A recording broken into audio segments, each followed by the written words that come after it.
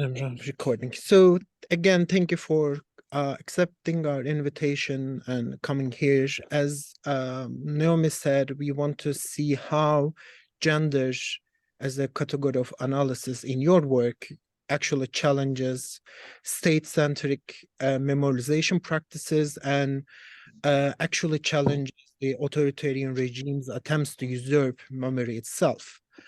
So we want to come together with you for 1.5 hours to speak with each other. We already shared the documents that we want you to see. Everybody shared their documents, so we hopefully had a chance to read and get a general sense of what we are all doing as organizations. So we just want to see and respond to one another, hopefully matching with one another, and hopefully continue this collaboration in the future if we kind of click. That is what we are hoping for. So our plan is to actually start with just a short introduction of each organization and what they do. One by one, they can just talk about their own work themselves. But let me just tell you the list of the organizations that we have now with us. We have, hope my translation is right, we have someone from Association of Memoria and Human Rights Iran. We have someone from Organizing Transdiversities. We have someone from 8M Feminist Coordinators. We have someone from Memory Museum for Historical Justice, someone from Research Center for Peace, Democracy and Alternative Politics, and someone from Hevi LGBTQI+ Association. So my suggestion would be to start with someone from Chile first, then Turkey, then Chile, and then Turkey again in this order. If it's okay with you all? Well, it's okay with me. I'm actually, it's a bit of a weird situation. I'm Chilean, and I am now representing the Association of Memory of Human Rights, Benda Sexy, or Iran 3037, as it's also called. Although I live in London, I have been exiled in London for many years. I'm now beginning to visit and go to Chile more often, and I have for past few years been participating in the activities that the association has been they have been doing, and in fact the person that is coordinating this in Chile is Alejandra Hofstabel, who is the person who actually asked me if I could represent them here today, particularly because of the English issue, although I think it probably would have been all right if it had been translated.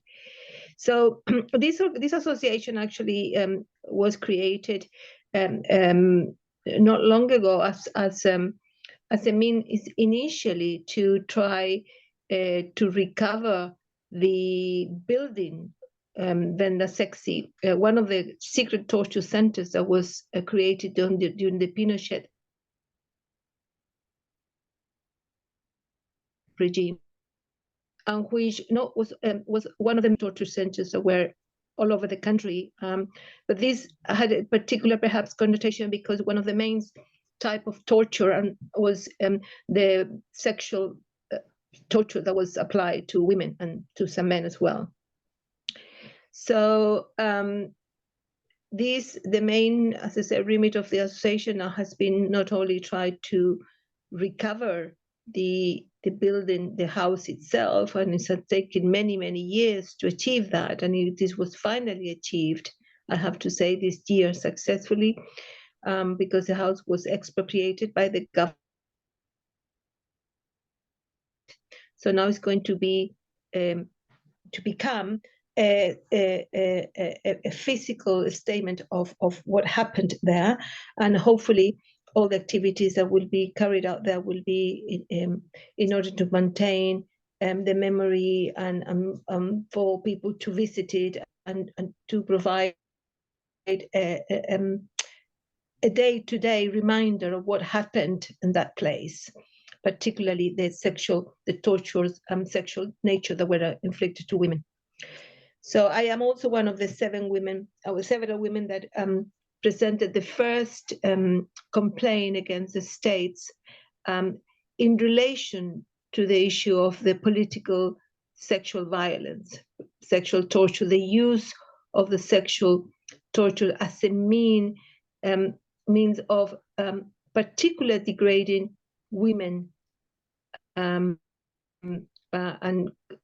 dehumanizing them. Although I have to say some men were also subjected to this type of torture, but this was widespread amongst women in order to dehumanize us and in order us to show our weakness and to convert it instead of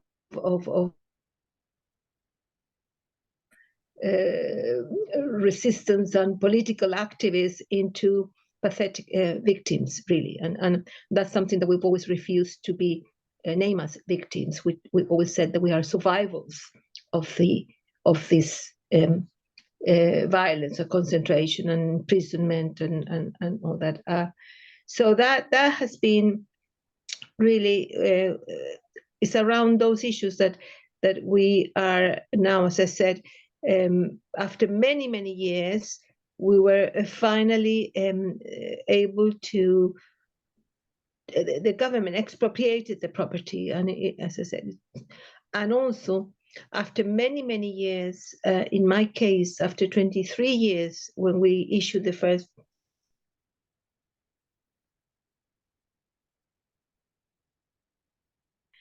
we finally, there was a verdict this year. Positive issues, I think. One was to accept that the torture of sexual nature was a crime of lesser humanity.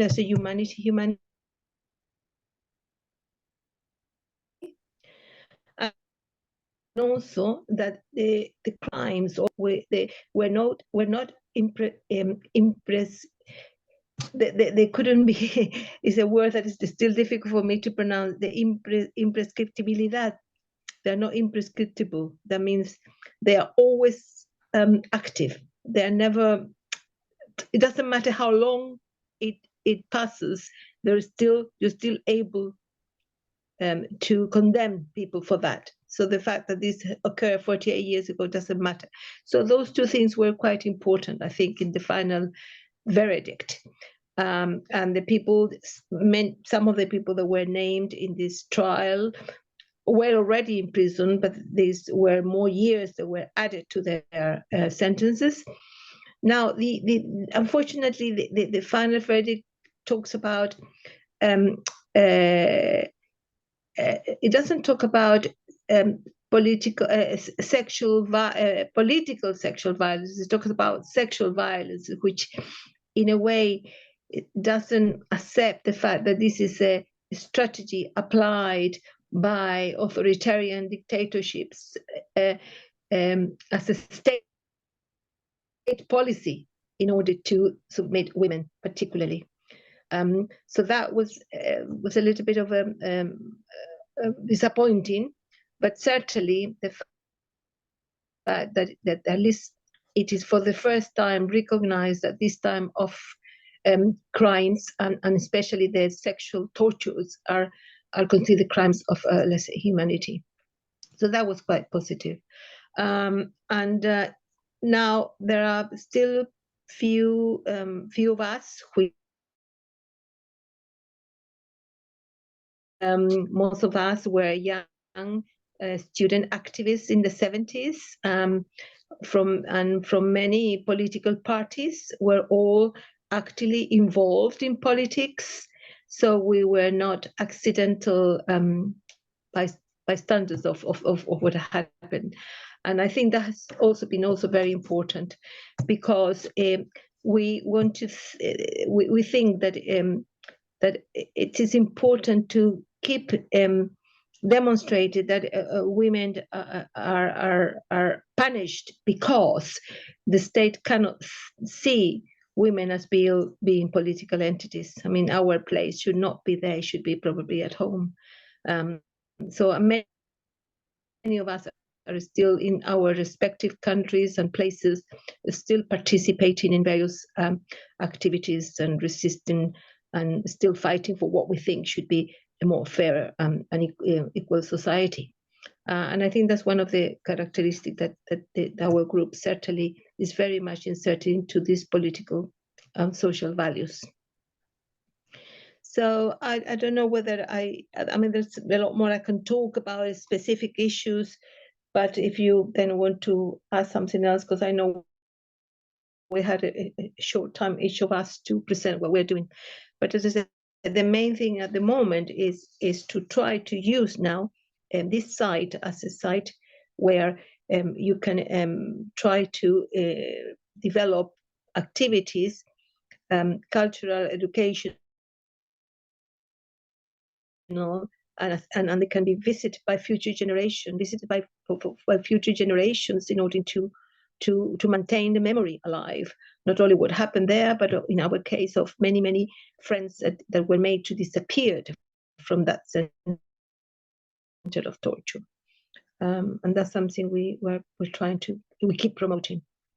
Yeah, thank you so much, Christina. As you said, I think the questions would be most welcomed because we want to learn from each other and see our own perspectives. So that is how we should actually continue onward, like one presentation and the questions and everything around that presentation, then moving on to the other presentation, which means that if you have any questions for Christina, we can ask them now.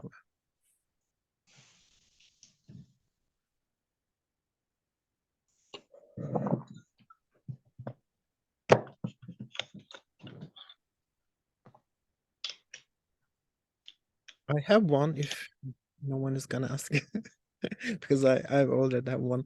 So I was wondering what method you used. You said you were the one of the 7 women who actually like follow up this or wrote this report on sexual violence as a means of actually genocide or other kind of things like civil war or war.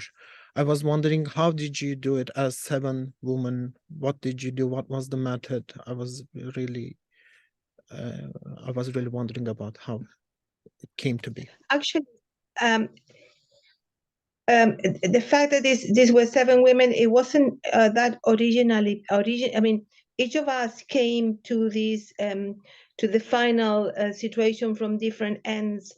In my case and another case involved in this complaint, we put the first complaint when Pinochet was detained in London as an advice, as a way of trying to keep him here when he was going to be extradited. So we presented the first complaint, and when he was extradited, we were advised to transfer this to Chile. So if he was going to be tried in Chile, he could be this would be one of the many other cases that could be presented, because remember, the first cases were really done in the end of the 1990s. So that's how we started in the case of some of us. Other people had then put their own complaints a few years later in different cases, and after for many years, I must say many years, nothing happened. Many years we were called several times to give evidence, to relieve everything that had happened, presentation from clinical, from doctors, psychologists, psychiatrists, examination, you name it. At the end, one of the judges that was involved in many of these complaints decided to put all these cases that were related together in the case of Penda Sexy. So it was, in a way, from the legal point of view, they all came together. I mean, we've all been in the same place. It was all similar things. And that's how the other ones were all put together. But as I said, it's taken 23 years. Some of us are already in care homes because of age. One of them is no longer here. And they say that justice delayed is justice denied. and I think it feels sometimes a little bit like that. But we insisted. At one point, they had lost all the papers. Everything had been lost, and it was some to the action and imagination of one of us that had kept copies of all these that we were able to restart all over. It is all over again, but it was there've been many years of reliving this situation, and we were determined. And we were really, the main merit was that we were determined to continue in spite of some many, and when sometimes we felt that we were getting nowhere, that we were never going to be able to get any justice, but we finally did. So thank you to some lawyers in Chile and other people that contributed. We were able to do it. Thank you. Seeing that the methods they use to just cover the truth and delay the justice is we have the same systems, like losing the documents and other kind of stuff.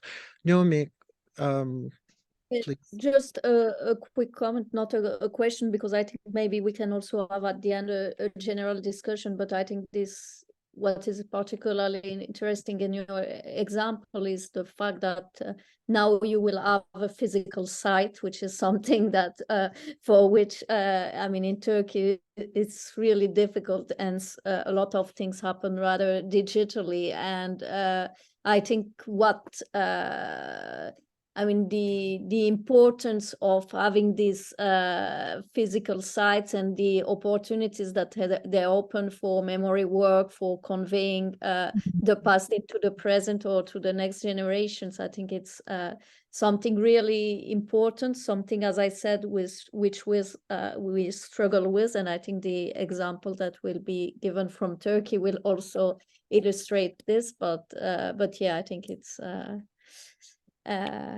an important thing, and we look forward to seeing the developments of this initiative.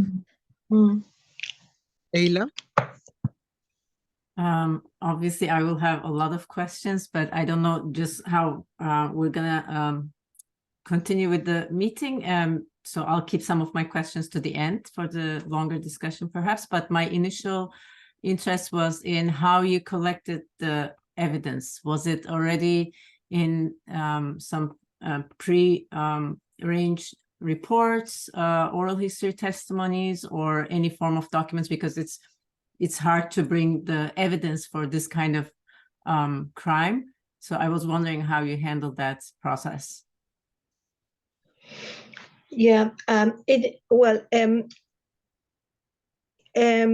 we had to employ some lawyers in Chile that they could do this.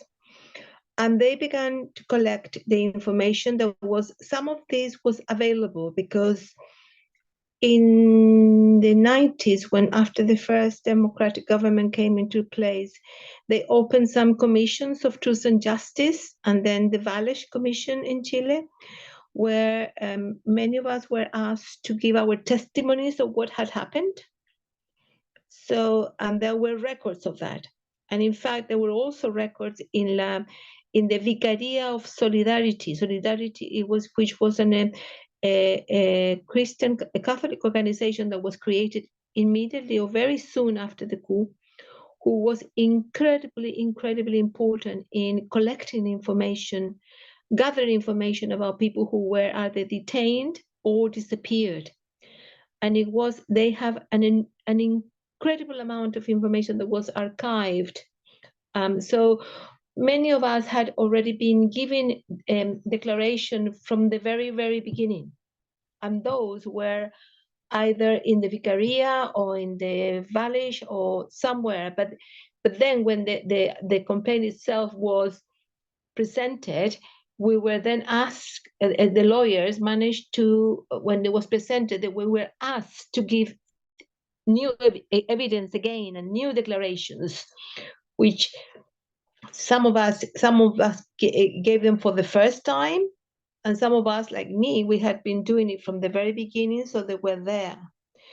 And then that the next step also involved the analysis or the we had to go to the Medical Legal Institute for an assessment by a psychological and a psychiatrical assessment made by psychologists and psychiatrists to see, again, to know what had happened and what were the consequences or not of what had happened. But in all the cases, really what involved was the checking of the information and other witnesses. And in some cases, some people were asked to have some more detailed gynecological or physical examination, which was terrible. So it wasn't easy, but it was just really thanks to the fact that there were already archived documents, and that there was opportunity of give new evidence, legal evidence that was presented. So that's how we managed, and we were lucky in a way that we didn't manage to do it, because I know there are many other people that never gave information either, because they didn't know, because they were afraid. I mean, you can imagine at the beginning it was difficult. Many people thought that by giving this sort of information you could have other consequences. I mean, the fear was very much still in many people, and it still is, and certainly in women. It wasn't easy to have to tell people, and then some of them became public, that you had been subjected to abuses by a dog that they had used as a means of abusing sexually of the prisoners, or that you had been raped. But many of us did it as a therapy at the beginning, but many of us, I think, did it because it was our own way of demonstrating that we had not been defeated. And I think in time it has helped, certainly. For either reason, it has helped. Thank you so much. Thank you. We can keep our questions and just like write them down and ask at the end of the general discussion part. And maybe now we can move on to Eylem, because I think Memory Museum's work is related to what Kristen has been describing in some ways, if it's okay with you, Eylem. Sure, I can continue. Well, first off, thank you so much for organizing this meeting. I think it's going to be very fruitful, given the fact that there are a lot of changes in Latin America, starting with Argentina recently. So it's a very timely meeting, in my opinion, to talk about these issues that we all experience in our respective countries. My name is Eylem Delikanlı. I'm the executive director at the Research Institute on Turkey, and also at the Memoria Museum for Historical Justice in Turkey. Research Institute is based in New York. I live in New York, and our team for the Memoria Museum is in Istanbul. So Noemi just gave a little hint about what we do with the Memoria Museum. Obviously, we missed the opportunity to go through democratic phases to deal with our past, with the military coup of the 1980 in Turkey. And since then, there are several initiatives, groups, political organizations, NGOs, civil society organizations that deal with this specific topic, to deal with this past. But there has not been a concerted effort to bring this to the legal terms. I'm sure some of you remember that there was a referendum in 2010 in Turkey, which promised to bring the coup generals to the courts to try them. And after that referendum in 2012, there was a brief period of a trial phase, which really didn't yield to any meaningful results at the end. So that was used mainly by the government to consolidate more power for a change into a presidential system. So aside from that, there was not really a legalist approach to deal with this coup either. So I'm an oral historian, and I have been working about the 1980 coup for more than 13 years now. And at the Research Institute, we have other colleagues. I have other colleagues that also work towards this issue, and we decided to put our forces together to see what we can do before it's even too late to collect testimonies and do work for to bring justice to the issue. So in 2021, we started to work on the Memoria Museum for Historical Justice. This is a digital site. This is Turkey's actually first digital museum that deals with the 1980 coup specifically. And we built this knowing that there will not be any legal approach soon or any other way of dealing with this issue sooner. So a digital site would help us to start building the evidence that Christina was just mentioning, actually. So all the evidence that proves the crimes that were perpetrated by the military and the accomplices at that time, and bring that, support that with oral testimonies, memory objects, and anything that would help us to make that case. So I'm not sure if I can show the site here. If you can give me a co-host, maybe I can also walk you through the museum. So the museum was launched on the anniversary of the military coup last year in 2022 in Istanbul. And okay, let me just quickly jump to the...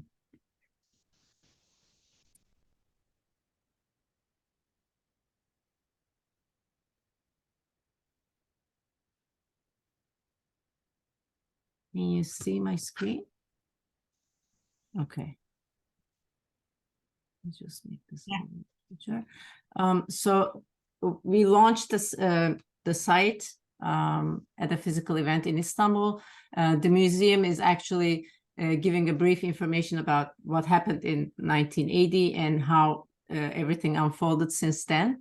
And to do this, we established some permanent collections, and one of the main collections is obviously the oral history collection, where we collect testimonies from witnesses that lived through that period, not only looking at what happened in 1980, but also with an in-depth interview covering before and after 1980, because we don't take that as a specific one certain date, but as a process rather to understand what happened.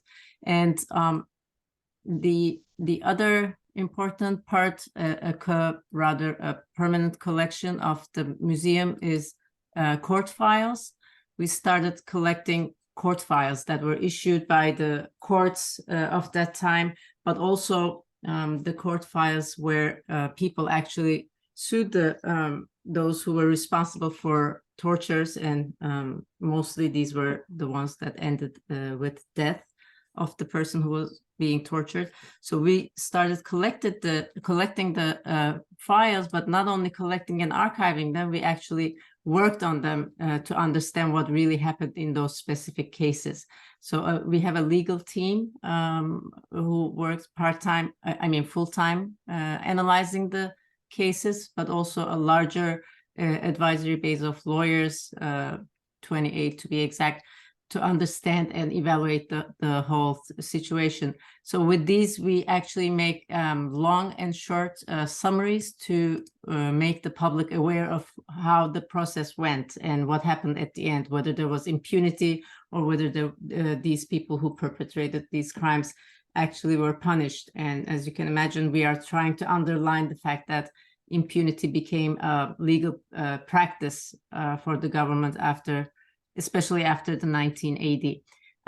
So with the oral history testimonies and the court files, we actually link the information as well. So oral history testimonies are always, in a way, supported with these court files, because whatever is told in those stories actually are legally written on the papers in the court files most of the time. The hard part of collecting the court files is, of course, we are going after documents that are now 43 years old.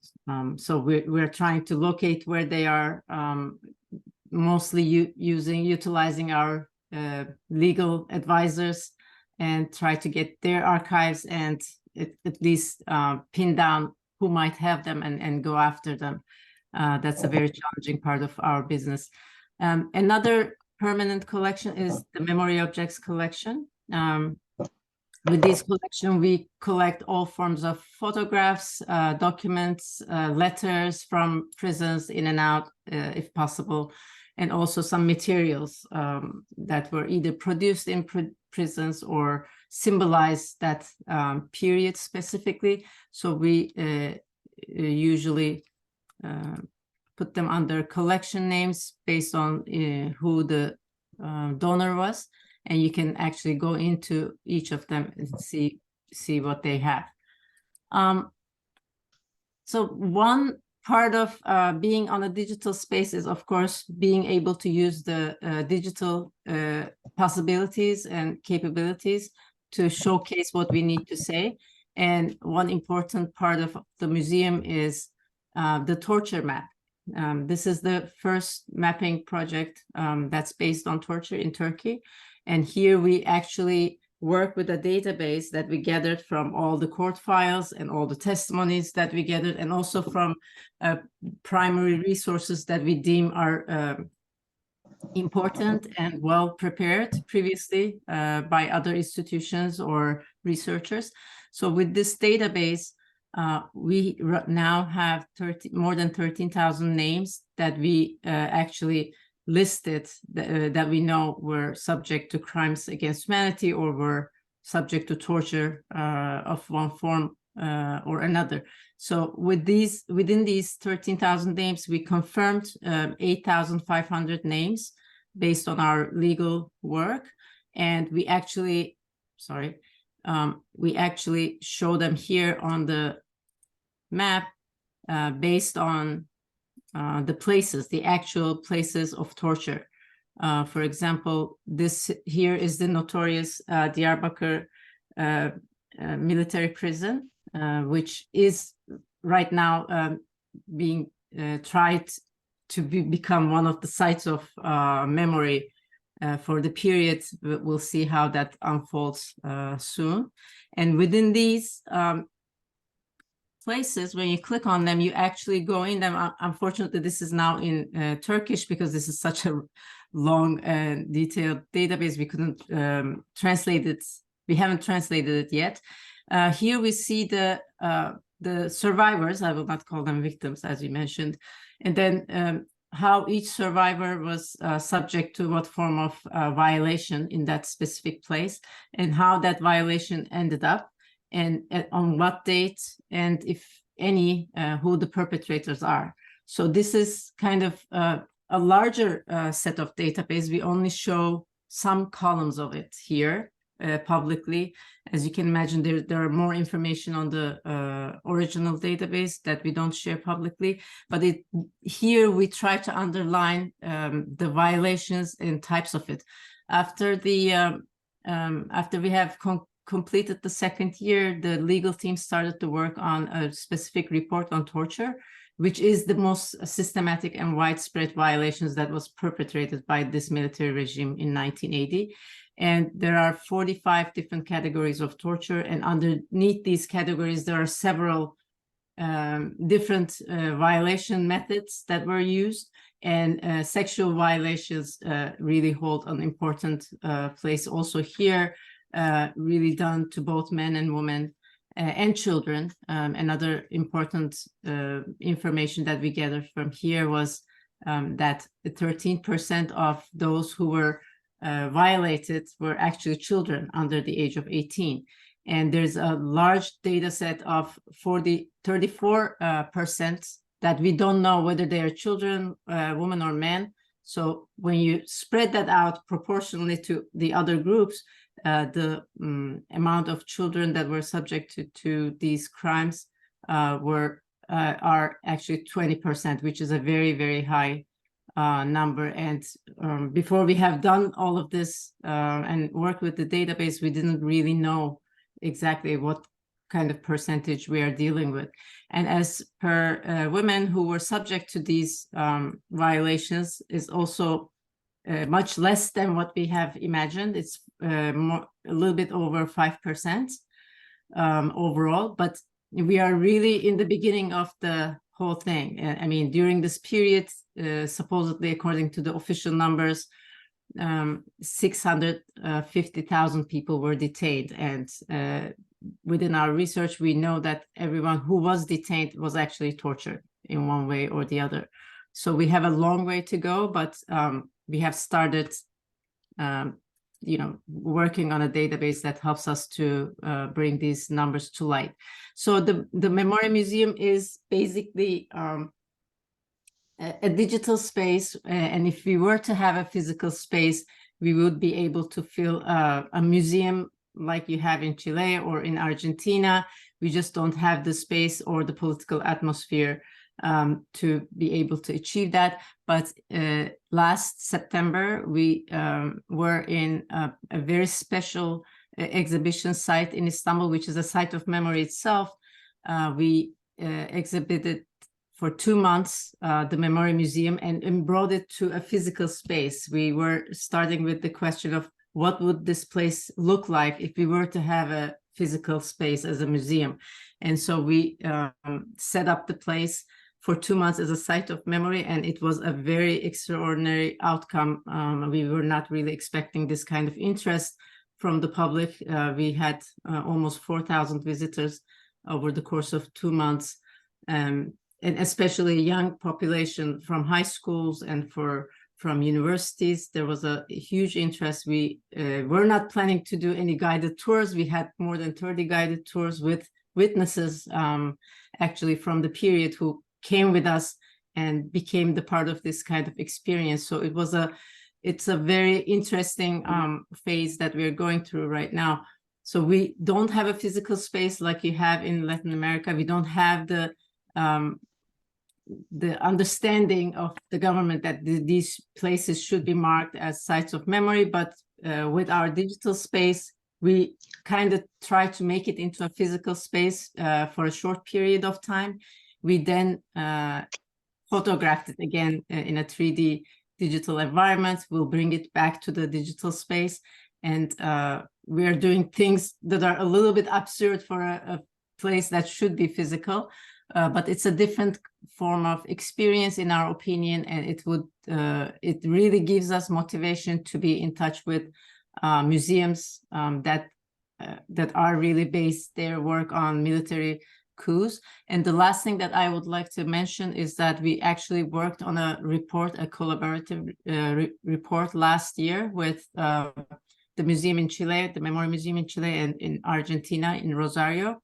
And started an initial report of military dictatorships in Chile, Argentina, and Turkey in their respective times. So this, it started kind of collaboration. All of us were fellows at the Columbia University back then, and we hope to continue to be able to understand how memory plays an importance for these specific countries and how their processes really evolved after the military coup. So I guess I'm going to stop here for now, and maybe we can continue with the questions and discussions.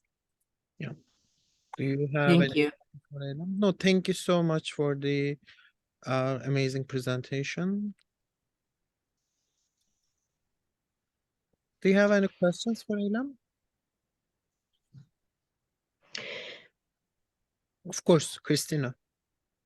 I wanted to ask, when did you start compiling this information? When for how long have you had it? I mean, this is just gathering information at the moment, but have you been able to use it to present court cases, judicial or criminal cases against a torturer or something like that? Have they been able to use the information? And when did you start collecting it? We started collecting it once we established the structure of the museum and how it will be built upon. So that all started in 2021.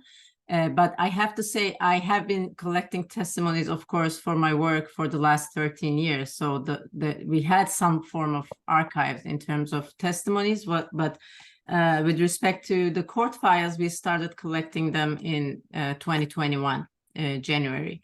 And so and we have quite a bit of an archive now. After almost 3 years, we went to some attorneys' offices, digitized all the materials that they have, and so it's thousands and thousands of pages. We have not filed any anything with the official courts and stuff. That really requires another strategy to see how that can be done, obviously. But there are also not any cases other than just one torture case from the 1980s, and that was because the process was not done the way it should have been done. So one of the persons who was involved with the case refiled the whole thing, and that's why it's still goes on. But other than that, there are no cases that are active still that could be part of this whole thing. We are actually eager to, and also the legal structure of Turkey does not allow us to reopen some of these cases because there's a statute of limitations, as you mentioned, for most of the cases. And to make a case that some of these should be reopened requires a really collaborative effort. So it can't be just the museum's undertaking. It has to be a rather large initiative to do that.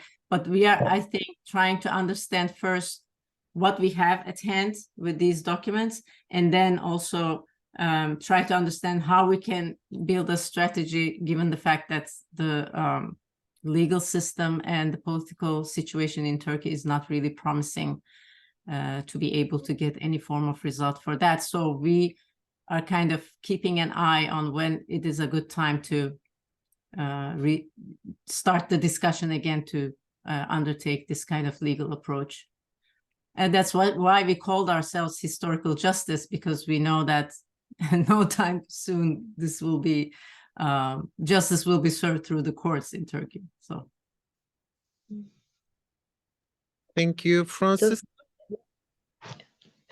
Yes, the impunity issues has really been the impunity has really worked there. yes, for sure. And the more court files that we're looking into, the better it gets to understand the situation. But Hafiza Merkezi has been working on this also for a long time, the issue of impunity, and our cases just support that main work that has been done before us and will be done after us, probably. Francisca? Question. So, as I was understanding, in Turkey, there wasn't any truth commission afterwards. No. So you're pretty much doing Well, what the to do. But my question is, besides civil society organizations such as yours, are there like relatives associations or survival victims associations, and how do they engage with this process? Well, there was a truth commission actually in the parliament, which went along with the referendum that I was just mentioning earlier. But the information is out there. So if the political body, the government, the state is willing to deal with this past, they have obviously all the materials that they can use to make that happen. It just didn't yield there, and we didn't really follow the periods that Argentina and Chile followed right after the transition to democratic government. So it took us even a longer time to deal with this past, although technically Turkey's military regime ended 3 years later with the election of the first the election of the first government in 1983. So I think that slow transition, or rather early transition, supposedly, it also delayed some of the efforts to bring this to justice. But that's a longer discussion to hold. So there are obviously other civil society organizations and initiatives that work through to this for this purpose. It's just that we all have our archives or work limited to that specific institution or initiative. It's just not concerted in the way it should have been to make bigger impact. And this is obviously my personal opinion, but there are archives, there are court files, there are testimonies, much more in volume than what we have at the museum. And one of our efforts is to bring those to a common platform. It could be the museum, it could be some other place, but we believe that it has to combine so that it makes the bigger impact and the bigger archive that it should be. There are some undertakings by certain institutions, like I mentioned, to make that prison and torture center in Diyarbakir a site of memory, and this is an ongoing thing right now. There has been efforts to do that in the past. It didn't yield to any successful results. Perhaps it ends up that way this time around, but the museum or the team at the museum, we believe that anything that is state related will not yield to results that we are wishing to have. So there's a huge mistrust in that way to lend the archives, to lend the materials that we have to in this sense, a state-owned place or museum or any initiative in that sense. So it's a bit of a tricky situation. We want to gather all this information, but we also want to keep them and make sure that they are safe and can go for a long time for the generations to come. I'm so sorry, Ebru. Would you like to keep your question for general discussion, because we already have passed our time for our, we need time for our other discussions. Thank you. Okay, Thank you. Thank you so much, Ebru. So I would like to ask who would like to continue from Chile. The next. I can. Christina? Yeah, please. Yes, I can do. I have a presentation. Yeah. Can I share it? Bueno, Cristina tiene. I'm gonna make you a co-host now. Thank you. You can share it now. Voy a hablar en español, but I will do my presentation, the initial presentation in English, and I will continue to speak in Spanish.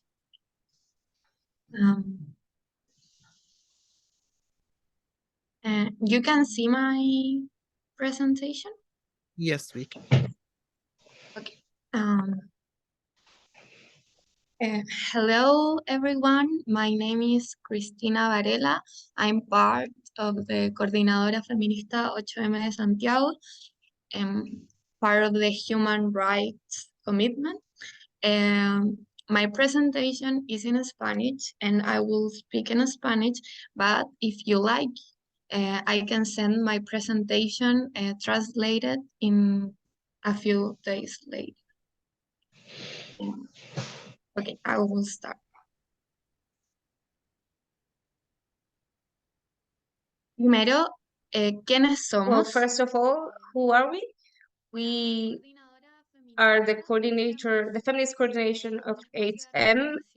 It's a space of articulation of women and dissidents of the LGBT community with a feminist horizon. We initiated our work in 2018 with the establishment of a general strike on the 8th of March, which is the International Day of Female Workers.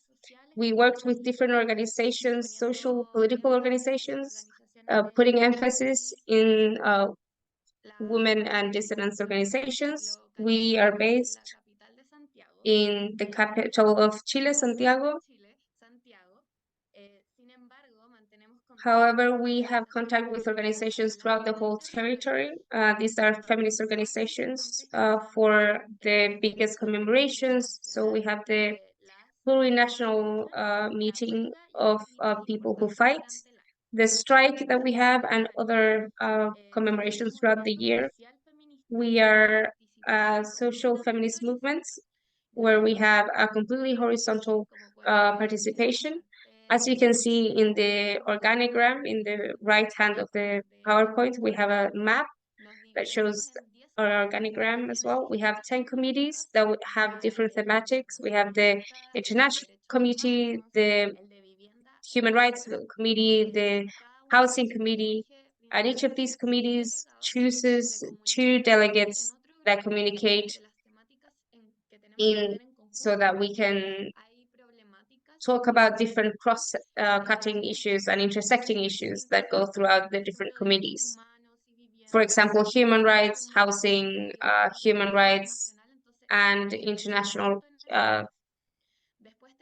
events. And so we also have independent commissions, which is of communication, which is in charge of making sure that we get to the public and we have the impact that we want to have in the public debate. We also have the Laura Rodriguez Brigade, which is a space of social agitation where we have activities throughout the country. We have 5 people who bring the narrative to our organization, to the media and diverse organizations with which we coordinate. And now we also have a special team, which is to go against the referendum in the constitutional process of 2023. We do an analysis of the process, of the constitutional process, and we create the strategy to this campaign, and we try to ensure that people are informed and that they can vote against the process.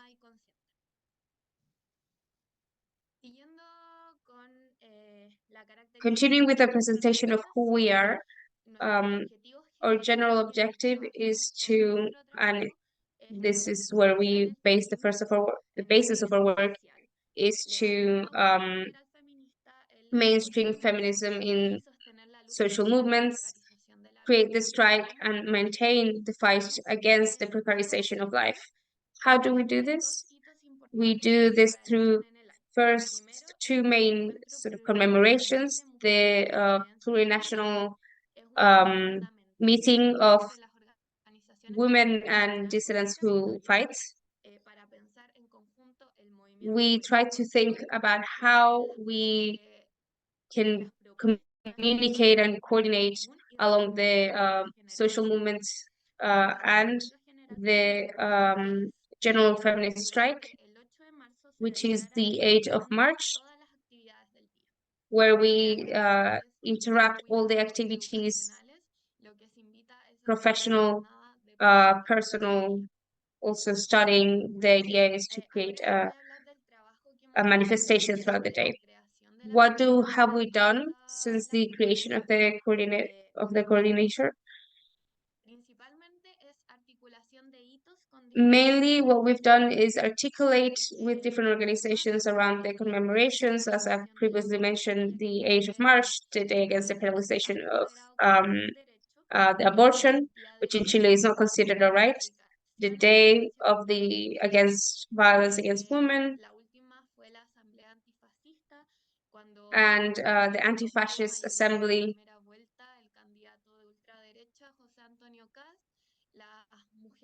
which happened when the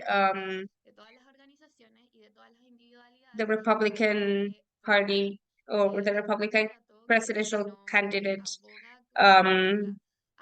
gained the first majority in the first round of the presidential run.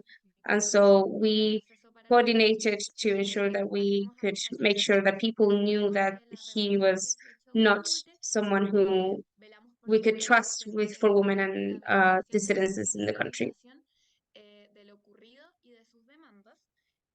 We also bring support to people who have been political prisoners since the social revolt in 2018, and we've also participated in the constitutional process, bringing the demands of feminist social movements through the process in 2020 to 2022, and in now the second constitutional process in 2023, trying to bring and to bring the human rights of women to the proposition of the constitutional text. Throughout this year, more specifically, we've articulated the commemoration of the 50 years of the coup d'etat. We articulated with different organizations and human rights organizations to create activities in different activities. In this image, you see in Lo Hermida, which is a part of Santiago as well. We've done different workshops and activities with feminist and dissident organizations. We've done different educational meetings through the territories, and now we are in a process of compiling all the work that has been created through the feminist works and feminist organizations for the promotion of human rights. Now we are in the campaign against the current proposed text of the constitutional process, as we consider that this creates bigger gaps in gender in the situation and the lives of women, and it threatens the human rights of women and children. We also are part of the Global Action for Palestine to denounce the grave and systematic human rights violations that are occurring in the conflict, and we also are in the process of maintaining our permanent communicational deployment, trying to position ourselves in the different thematics as a feminist movement. What are our main challenges at the moment? Firstly, is to put the feminist perspective in the institutions, mainly the state. We see a step back in the matter of human rights of women and dissidents in the different processes of the constitution, in the Congress, and in the different bodies of the state. We also see as a challenge the mainstreaming of feminism to the whole of social movements. We've seen that the theme of gender, both in human rights and in other social movements, are not mainstreamed in their programs. It's seen as a specific area, but not a cross-cutting issue. And also the third challenge is the territoriality of our work, not just through digital media, but actually get to the ground of where we work and throughout the country, so that people can know about our work and be part of the social movements that are happening in the country. Finally, if you want to know more, if you want to learn about the movements, we have the site, which is we have the Instagram as well, where we do the diffusion of all of our work. And we also have a book, a compilation of the process of the strike with various testimonies and opinions of people who have participated and who have a strong relevance in the feminist movement that has been going on since 2018. Thank you so much as well for your contributions. I'm here with my colleague Marcela Mora, and we also have we're happy to answer any questions that you have. Thank you so much. Thank you so much, Cristina, for the presentation. So let's go to the questions if you have any. Cristina, please. I've just realized that there are two Cristinas in the in the Zoom, both from Chile. Nice to meet all of you. Anyway, I didn't say that. No, I just wanted to thank you for the interesting presentation, Christina. I just wanted to say that in Chile, at least from what I heard from Turkey, obviously the Museo de la Memoria has been established for a longer period of time. I mean, it's actually, somebody perhaps could say something, somebody who is there knows more. It's an actual physical site that we've been, in a way, lucky to have for many years now, and I think is playing a very important role in maintaining the memory, and a site where people can archive things as well.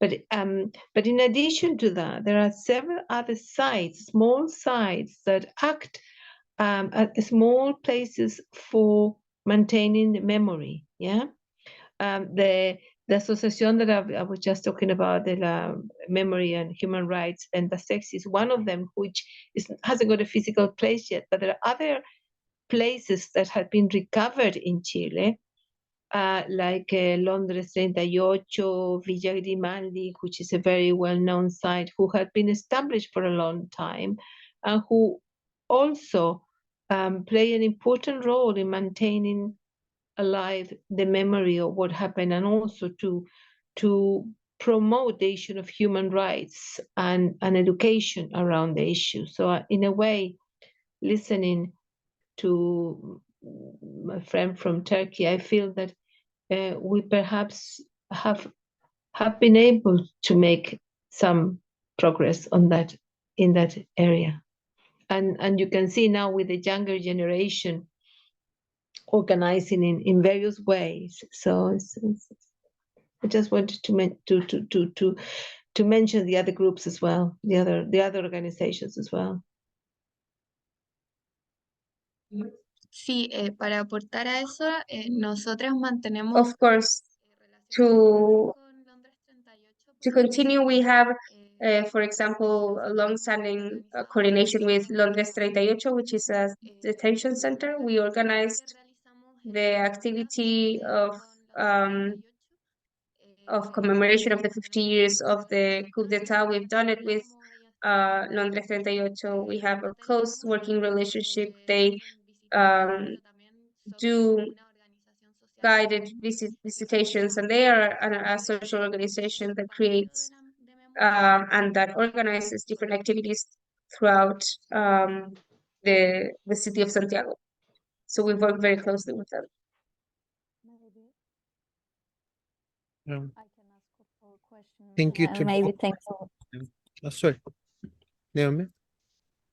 Yeah, thank you very much, Christina. I just wondered the relations, and I think that the other Christina also started to go into this field, but to what extent you gather feminists from different generations, and what are the kind of convergences and differences between what is done today and what existed in the previous decades? I mean, both from maybe, I don't know, I mean, kind of approaches or organizational perspective as well. So yeah, this was my question. Ya. Dentro de la Sure. organización, So within the coordinadora, tenemos personas de we have people from various ages, from 19 to son personas muy variadas, people from very varied, not only ages, but backgrounds. I'm a student. We have workers, people from various unions, people who were activists throughout the dictatorship. At the same time, we coordinate and we have links with different organizations that have specific thematics, such as organizations from secondary students, an organization that's called the 80s, which is women that fought in the 80s during the dictatorship.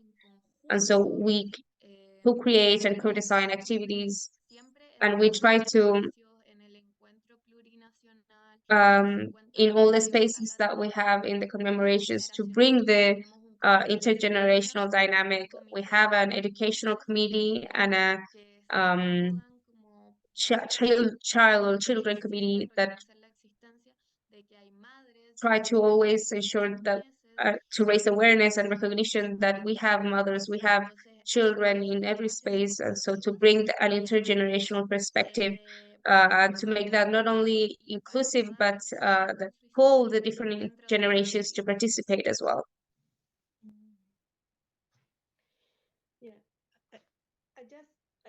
I just wanted to add that it's actually very inspiring for the older generation to see and to know that in Chile there are so many women's organization, and who are maintaining the issue of memory alive, and not only maintaining the issue of memory alive, but also fighting for reivindications that are quite relevant today. But it's the spirit of the struggle that I think somehow still very much in the Chilean women. I'm sorry to be a bit chauvinistic about this, but I think it's been quite important.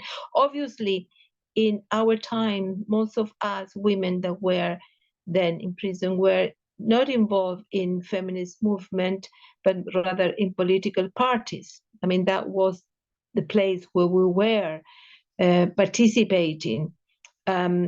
But the younger generation, and because the political parties, many of them have become a little bit in disrepute in many ways, and some of them disappear, some of them split, some of them, most of the militants were killed.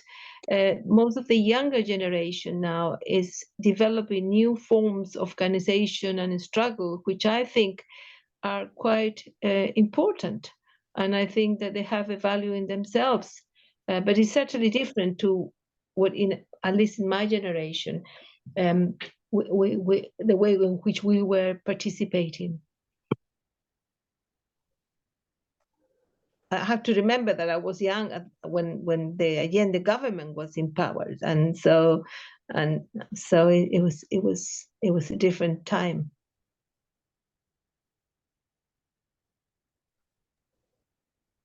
Thank you. So we should move on to the other presentation. Thank you so much, Christina, and the other Christina, both the presentation and the questions. Maybe we should continue with demos, because our friends from Hevi LGBTİ is not here. They couldn't come. So I think I can continue. For the demos, right now we are two people representing demos here, me and Volkan.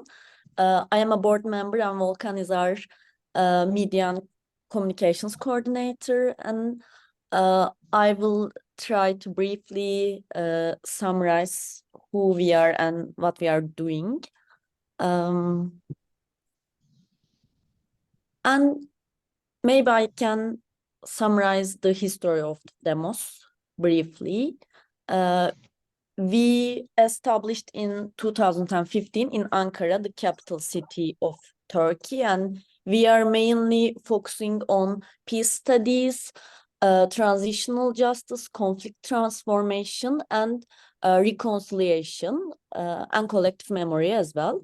And actually, we also have a gender perspective, which our gender perspective is not we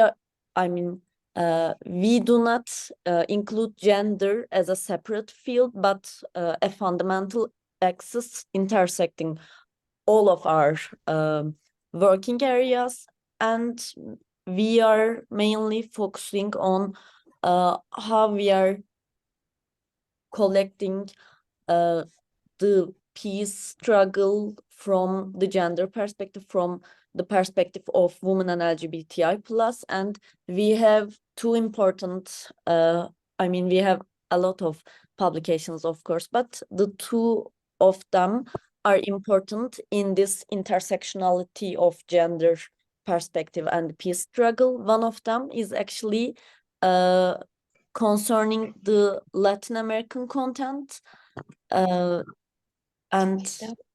I will just find the, yes, I think I can before send the links of the reports because we didn't prepare a presentation.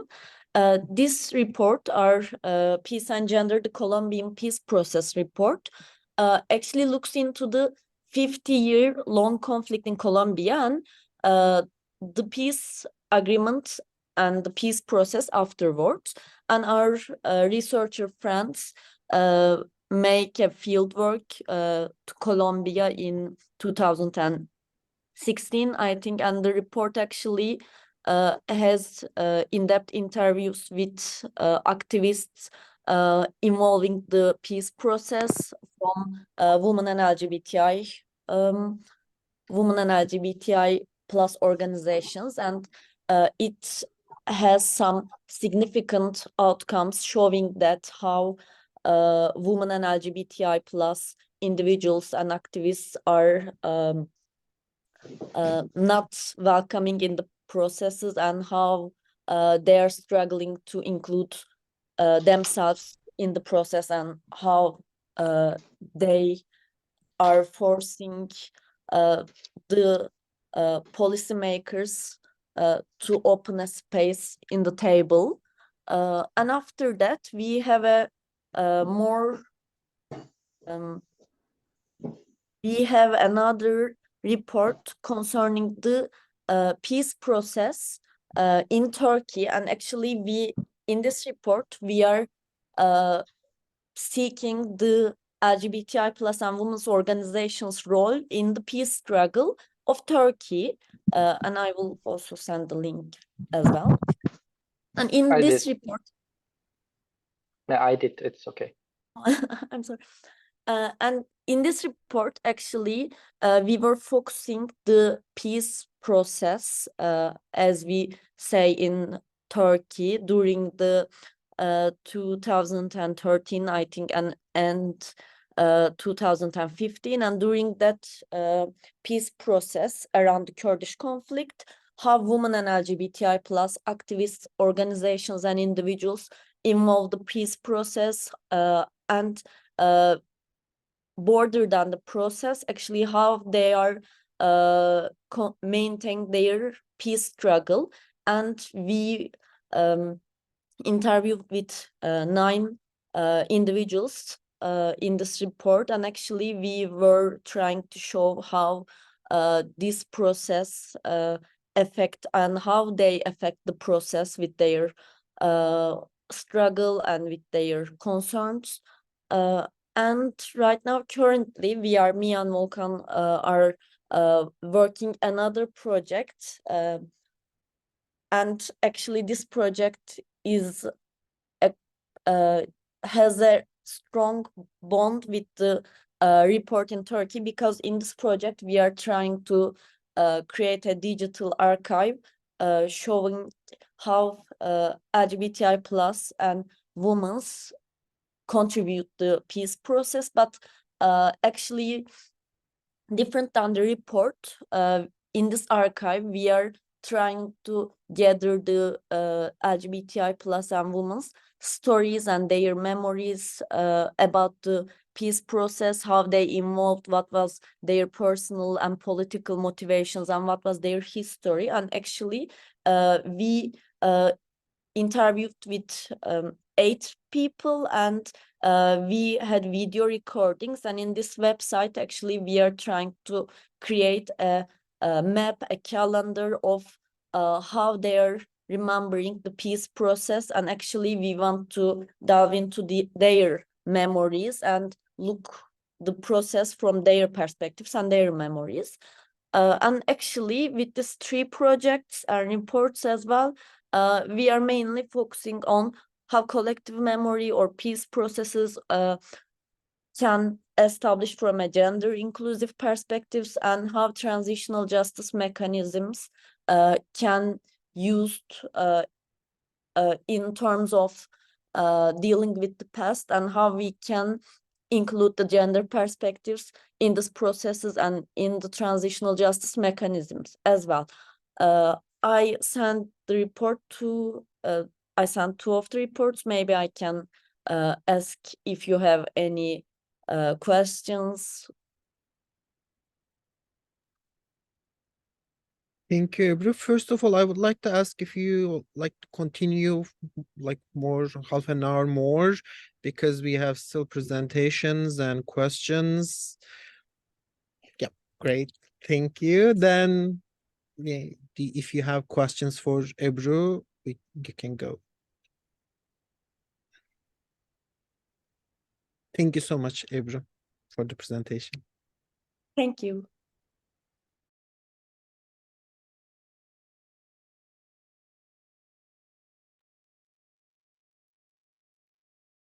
There is a question on the chat, I guess.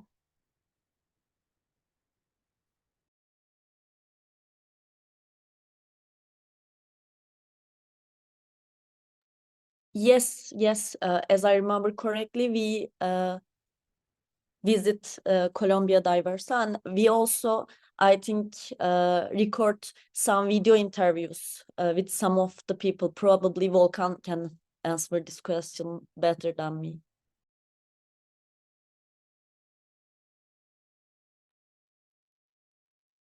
You are on mute, Volkan. No, yeah, I know. No, I can't remember the video, but I can share. Yes, we did some interviews because it was a while ago. So yes, but also you can find another organizations in this, YouTube channel. So Maybe I also have a question.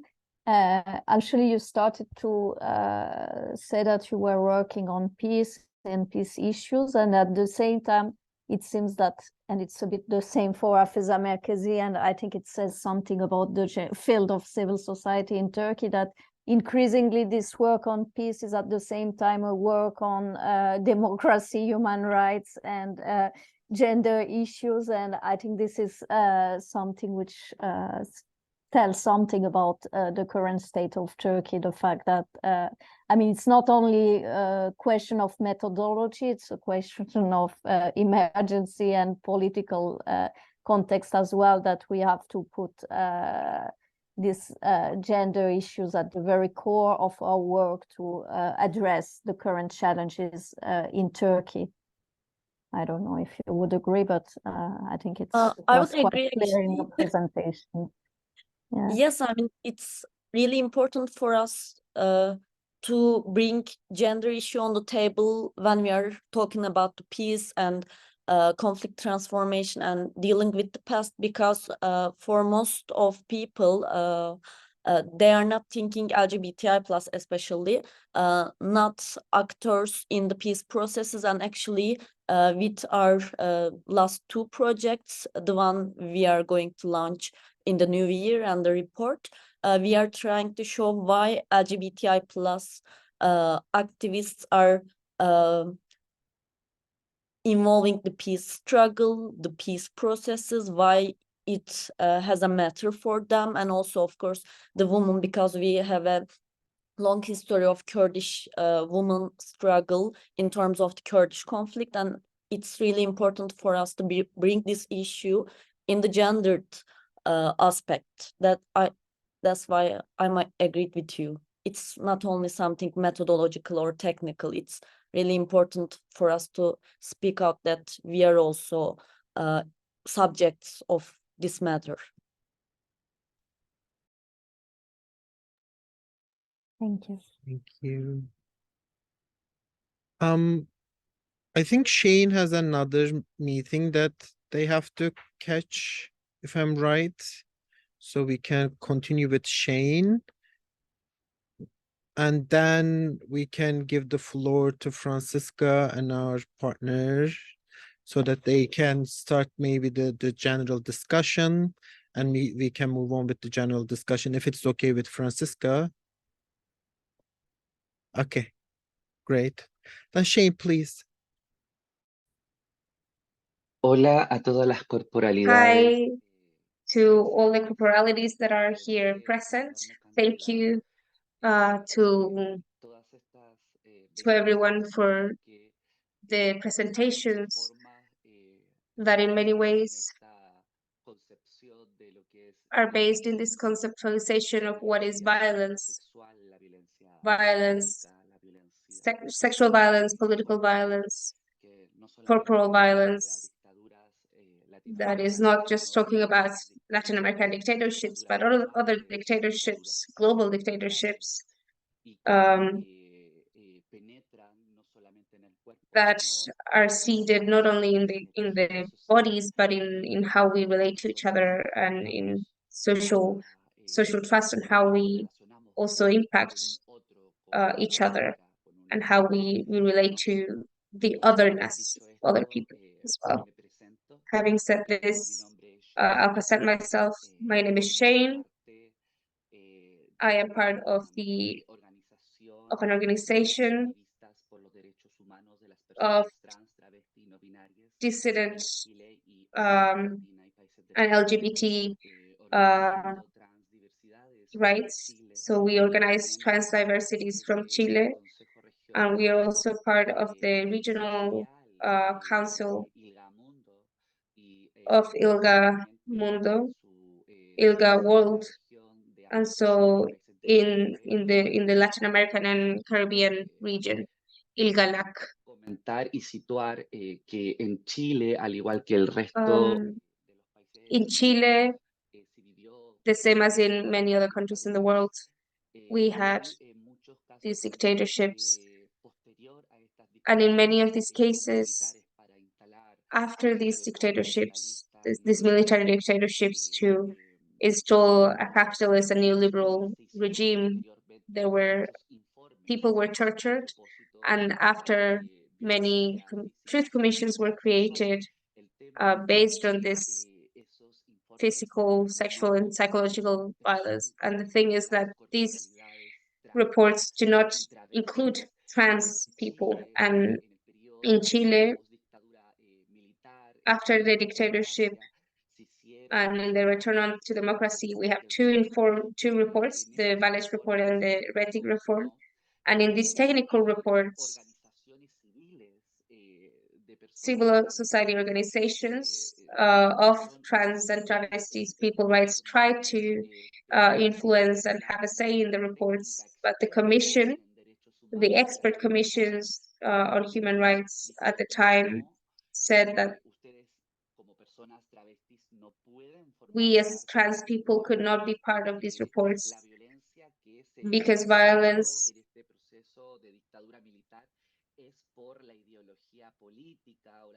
the violence that was exerted during the dictatorship was because of political ideology against people who were against the dictatorship of Pinochet. And so people who were communists, socialists, people who were against the dictatorship were victims, but trans people were tortured not because of their political position, but because of their identity and their gender identity and their sexual orientation. And so this is very different to the political decision of people. And this is the moment in which organization Trans Diversities opts to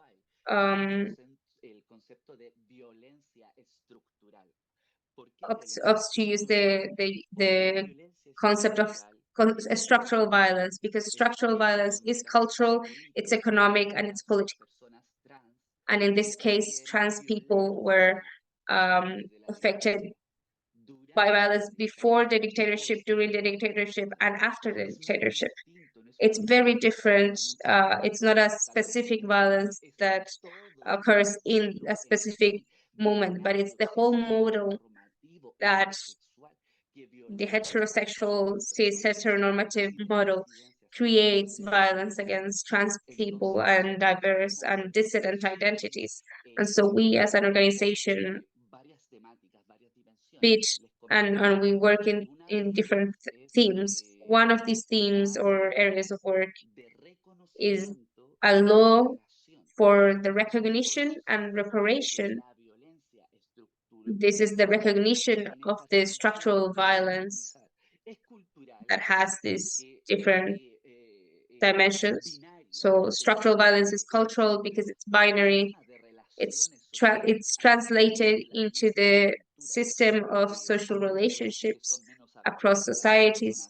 There are different cultures that are less aggressive to trans people. In Chile and Abya, which is the name for the indigenous peoples, we see that there is a bit more opening to dissidence organizations. They seem to be more open to dissidences because they were considered to be natural. Previous to the colonization, they could create, for example, different relations. Dissident and LGBT people could create and could be partnered with different peoples. With the colonization, this is effaced, and so the state presses and exerts violence against dissident people. And with the dictatorship, this continues.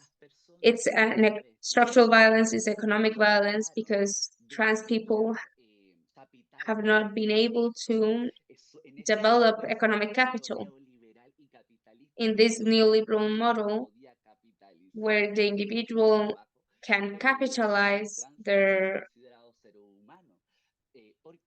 work. Trans people are not considered humans because they're not considered men or women.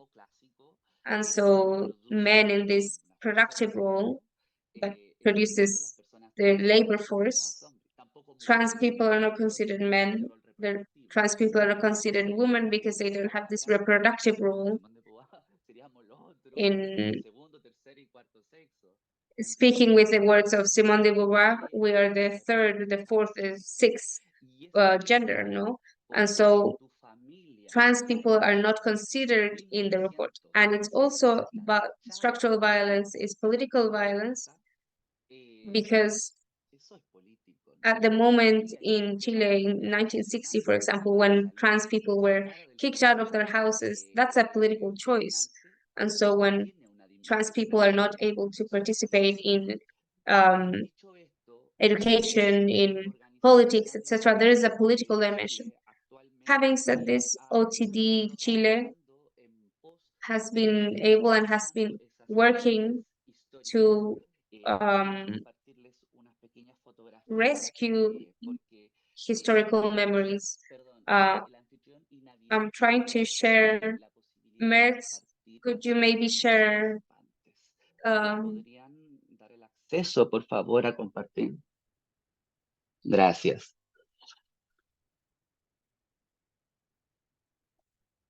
Muchísimas gracias. Okay. Thank you so much. For example, here we have one of our members, Marcela Di Monti. She is a survivor, a trans survivor of the military dictatorship. She was tortured, raped in the National Stadium in 1973 when she was 15 years old.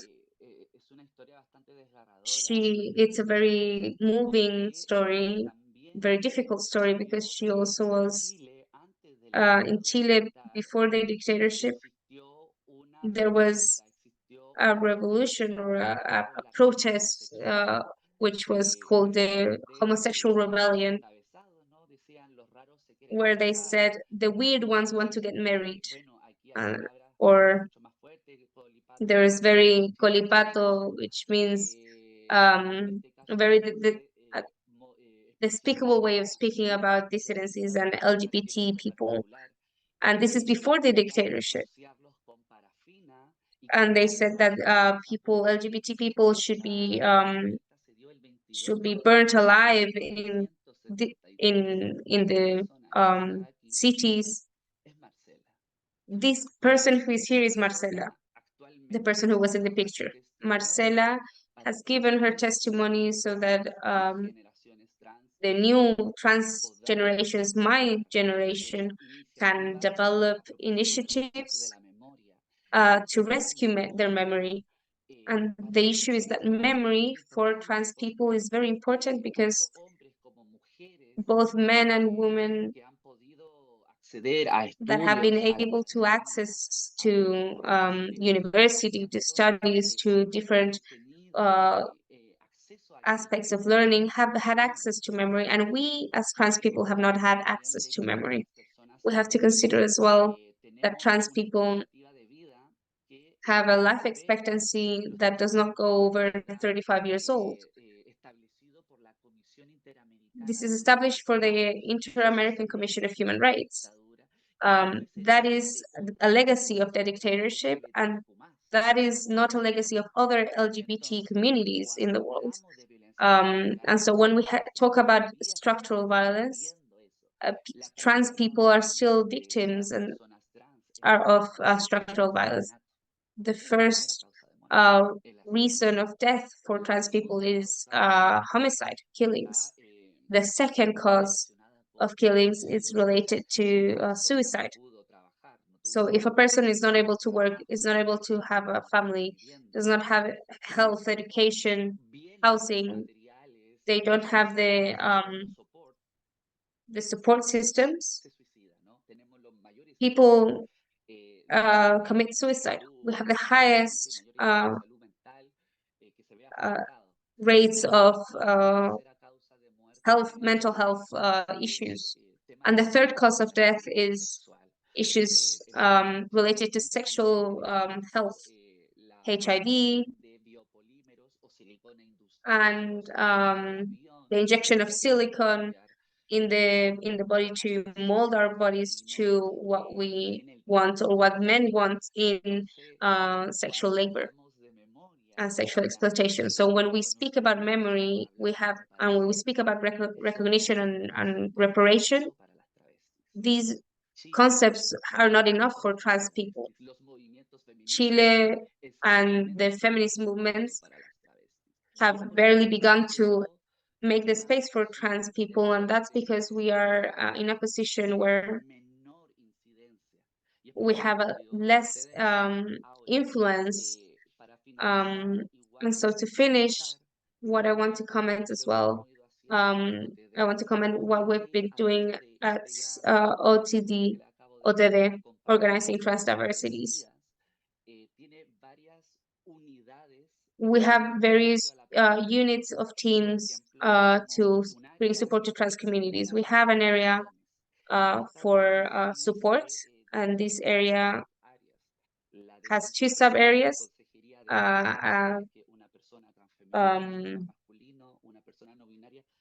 Support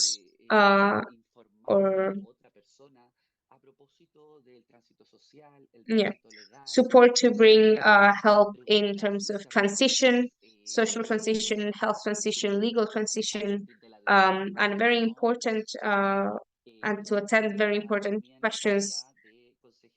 At the same time, we have psychological support, and this psychological support is very transversal and cross-cutting because our older trans people through the COVID pandemic also solicited psychological support, and so they've also been able to process their different traumas that they lived in the dictatorship and afterwards. We also have the area of incidents, where we work on sub-area of judicial area, where we see different causes. We have the area of international incidents. We work with the UN, the Inter-American Commission of Human Rights, and the Organization of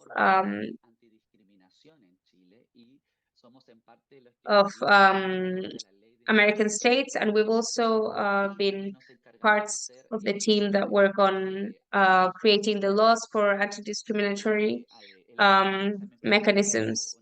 And we also participate in the reports for the UN. And at the same time, we have a second area, a community And here we have a clarification and a question as well, because in Chile we have a communitarian area or a community area, where one of them we are called trans bees.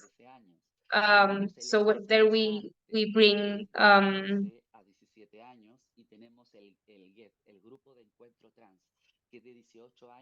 okay, so they have different sort of support groups for trans people from 0 to 13, 14 to 18, and then 18 onwards. They also have an area for support for mothers and fathers of trans people. And they also have an educational area and project which brings support to schools, municipalities, and brings different support to accompany different public systems. They also have a health area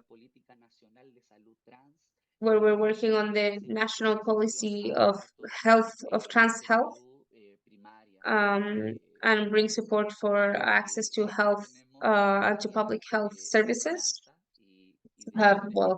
The executive director and financing, which coordinates everything that we've covered. And we have a small unit which was created in 2019, which is the social area of OTD, which is the part that I coordinate, where we develop accompaniment to trans people, older trans people who survived the dictatorship. It's a very specific area for older trans people. We bring judicial, social, psychological support. We also support, for example, bringing food to the trans people. If they are older, they don't have families, they cannot read or write, they don't receive state support because there is difficulties for trans people, especially older trans people, to access different support groups and networks. And so this is what we bring. I'm going to show a very, very small video, and hopefully with that I can close my presentation. I can also comment that we have our YouTube page where we have a lot of content of human rights, of our participation in the constituent process, seminars. We've created lots of capacity building audiences in the Congress. We have a trans congresswoman, and she's part of the process as well. We have oral testimonies that we've done with the Memory, with the museum, to whom we also thank for being able to participate today. And the video that I want to show today is, I hope you can hear them. And this is, in fact, what we worked on.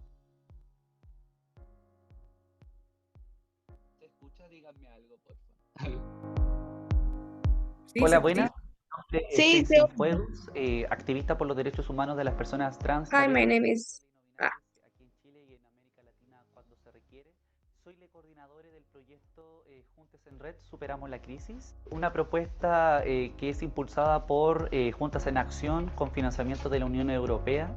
Principalmente el proyecto se basa en mitigar los efectos de la exclusión social que se ha agudizado producto de la contingencia del COVID-19, específicamente en la población trans, travesti, transexual y no binaria de aquí del país, específicamente en la región metropolitana y parte de la región de Valparaíso.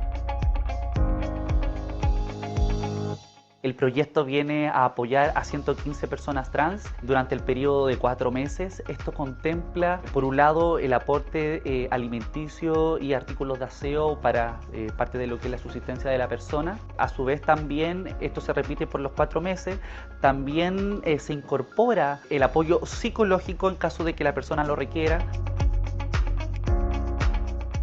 Ha sido una experiencia fantástica y al mismo tiempo dolorosa. ¿Dolorosa en qué sentido?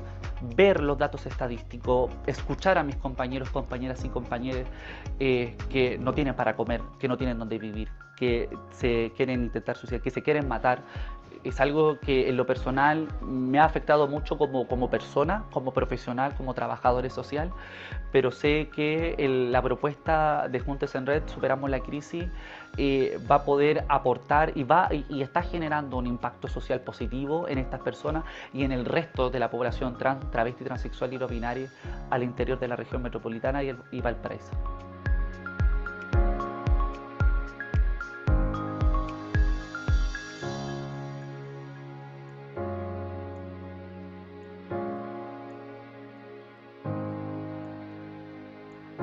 Les comento que I esta... want to also comment that this intervention that we made during the pandemic began in 2019. This is a very small fund, but other organizations from Chile and the world trusted in our work, and they continue to give us support because the pandemic didn't finish. It didn't start in 2019 for trans people as well, and very different people. Very different things happened, and we were able to systematize the intervention and the methodology, and we were able to gain public finance. And so this is the video that we've been able to. Could we just, like, we don't have enough time. We have Dígame. 8 minutes left. So. Sí. Ok. Entonces, sure. So what I will do is I will finish with this. I'll share the link through the chat and I'll finish with this. In this case, the trans people in Chile, and especially older people, have been excluded from many social, economic, and communicational systems and networks.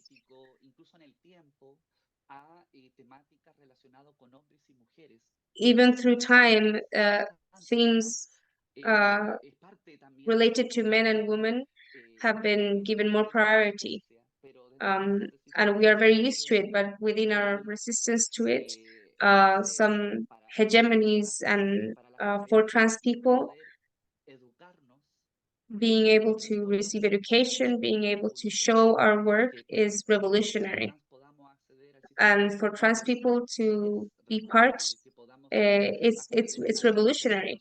To have a law of reparation and recognition is revolutionary. And so we want to revolutionize the world. Thank you. Thank you so much. I'm sorry for cutting you short because I can only guess how tired Elena is feeling because it has been already 2 hours of translating. So I'm trying to be considerate of her as well. But the work you are doing is amazing. So thank you so much for sharing. Maybe we can move on to a Museum of Memoria and Human Rights. Maybe the questions first, if there are, very shortly, but...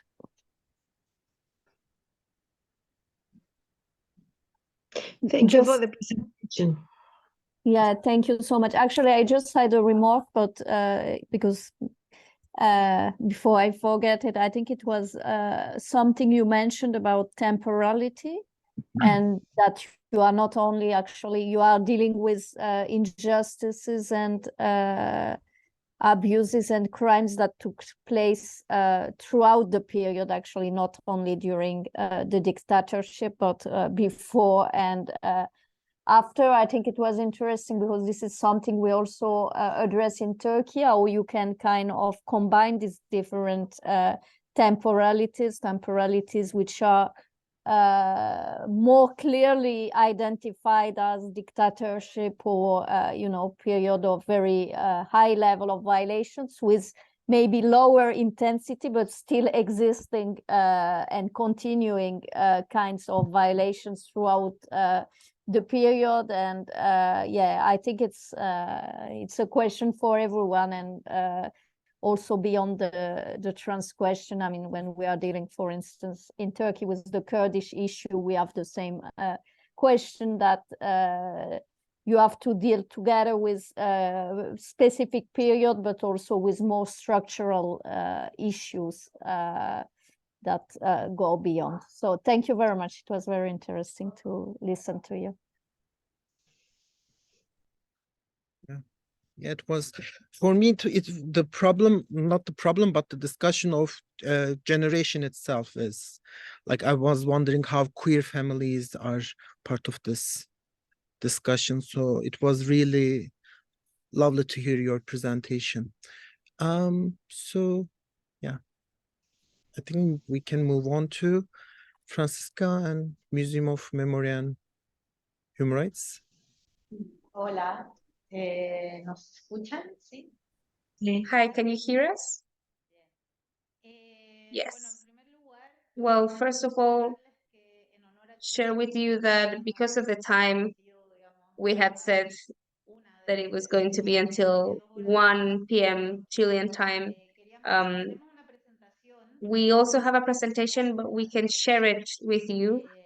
And for now, we'll make a very brief summary of the thematic areas where we work, which are in the presentation as well. So, first of all, to say that the museum was inaugurated in 2010, and throughout the process it's been working, but just in 2018, they incorporated the feminist gender perspective in how we work, how we incorporate a feminist perspective to the exhibition, to our activities, and through that we work, and we created the programmatic line of memory and feminism, which takes as its first element the commemoration of different moments. So these moments are the 8th of March, the International Day of Female Workers, as part of the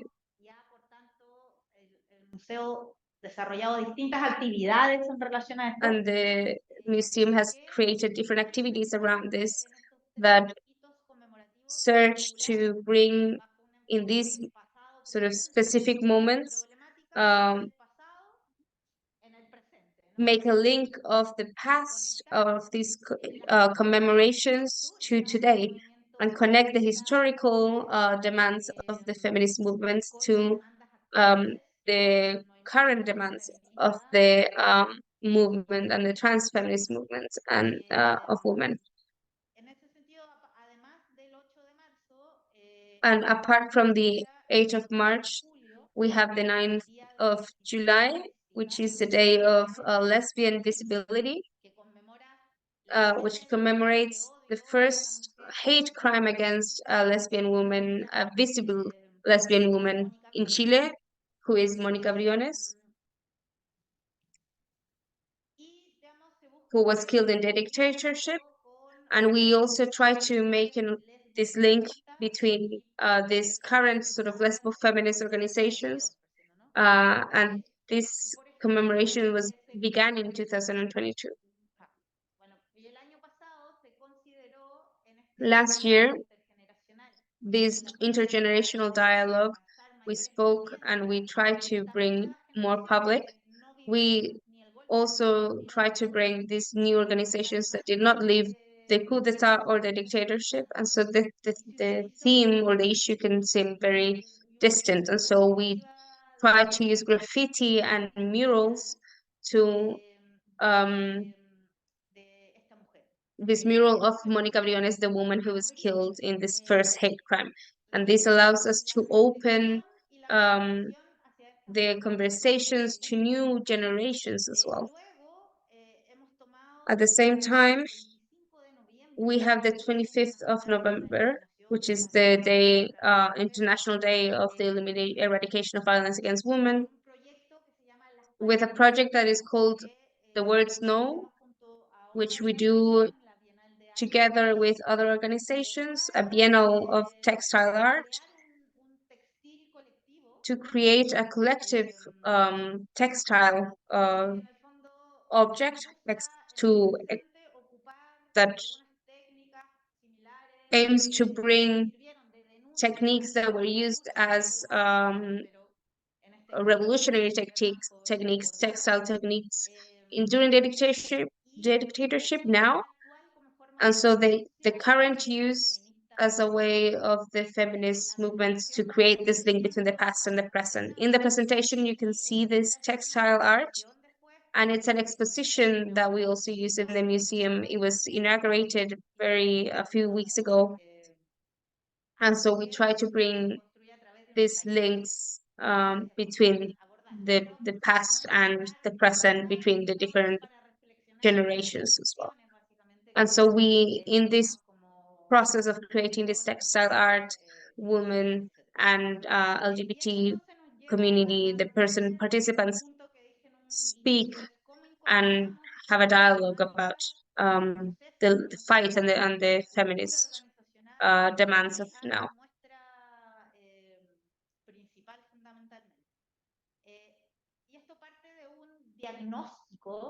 This process of the museum to bring an mainstream, a gender perspective through the work begins through an evaluation and assessment where we identify a sub-representation of women and dissident identities. And we decide to take women as a first starting point, where we spoke of when we spoke with women who were survivors of the dictatorship, and we looked through the main exhibition, and these women shared how they felt that the exhibition was not true to showing how they lived the dictatorship and the role of women in the process of the dictatorship. And this created three sort of thematic axes, which were related to political sexual violence as a method, a strategy used against feminized bodies. The second axis was of the role of women and the solidarity between women. And the third axis was the political participation of women in the public space. And all that we created and what that they created and they elaborated for the return to democracy. All of these was created with a focus on women, and we also have a gap and a long way to go to work on LGBT communities and trans identities. And we are trying to figure out what the best way to work on that is. This is a project that we're trying to create. I would also like to add something on that. This programmatic line of memory and feminism, which has as an objective incorporating and mainstreaming the gender perspective on the main exhibition of the museum,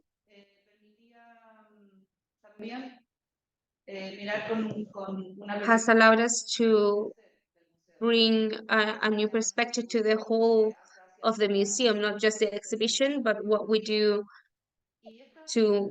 with different communities and internally in the museum.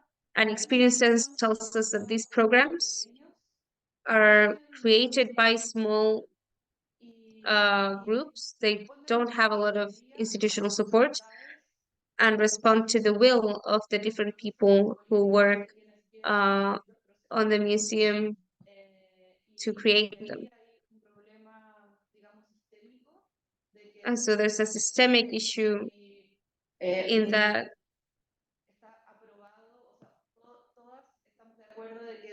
everyone agrees that these processes should be taken forward of mainstreaming gender perspectives, but when there are institutional apparatus, there is not enough support to actually institutionalize these processes.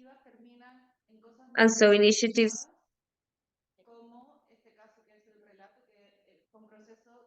end up being more situated in areas. I mean, when we see when the project we began in 2018 with this sort of diagnostic, and just in 2022 we were able to bring something to the actual exhibition, and they're very small still, and more than bring more information, they try to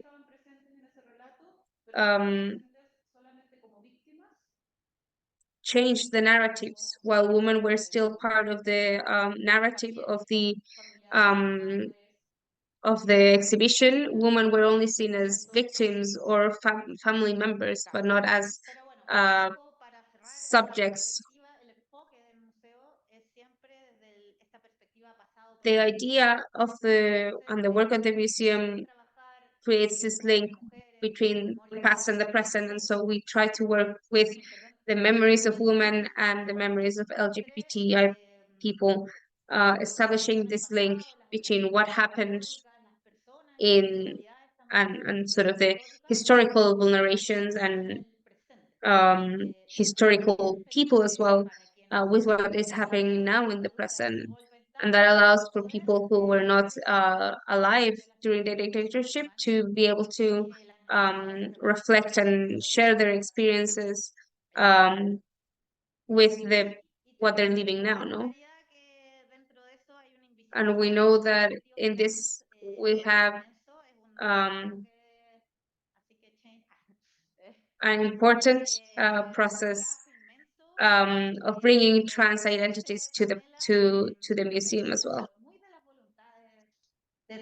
But it depends and it depends on the will of the workers of the museum as well.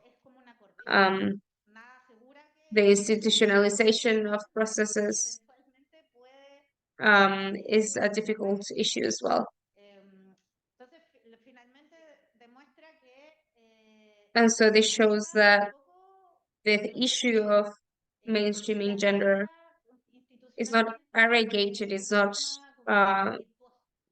necessarily established in the museum. And to close as well,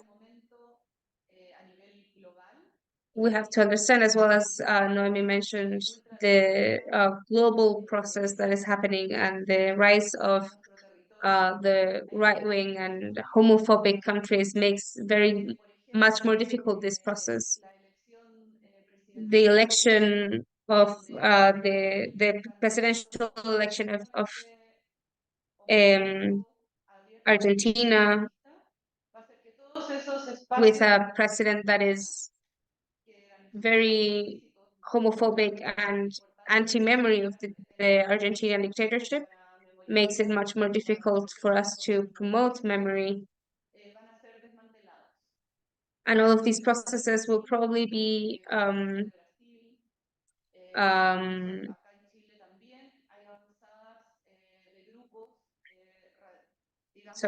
all of these memory sites will probably be dismantled with the rise of the very far-right conservative perspectives of the state. And this clearly has an incidence in the process of creating projects and initiatives that aim to maintain memory alive and work with the memories of communities, especially LGBT and marginal communities as well. Thank you so much. Thank you so much. Can I make a suggestion? I think we underestimated the fact that we are very interested in each other's work and we are well connected in our topics. So maybe we can do a follow-up meeting and continue with the questions in that follow-up meeting so that we will do justice to everyone that presented, because especially I felt like I was cutting in. I'm so sorry for that. But maybe we can at least like do that way so that we get the questions and the other discussions in a separate day. And Elena, like, you're a trooper. You have, like, it has been already 2 hours and you're just translating like a monster. Thank you so much. So I think everyone is in agreement. We can continue. Okay. Organization part, we wanted to send later some videos that we show you, Noemi, but we already translated. It would be great. So yeah, we thank finally Okay, translated them. so We want to send it to you. Give us like a week just to see some details. But so, and also for this following meeting, share the contact so maybe other people can be in touch, you know, to keep exchanging knowledge and whatever, right? Yeah, most thank you, definitely. it's great. And we can also share the recording between us if you want to note things. And meanwhile, we will also have time to reflect on questions and comments. I also think it would be better. And thank you so much for the translation again. Thank you. Thank you so much, everyone. It was a Thank you. amazing day. Thank you. Bye. See you soon. Bye. I will write everyone, and yeah, we will be in touch. Thank you. That would be great. Thank Yes, you thank for you. the organization, Marta and Noemi, both of you. Thank you. Thank you, everyone. Take care. You too. Thank Bye-bye. you. Thank Thank you, you. Francisca. Bye. Thank you.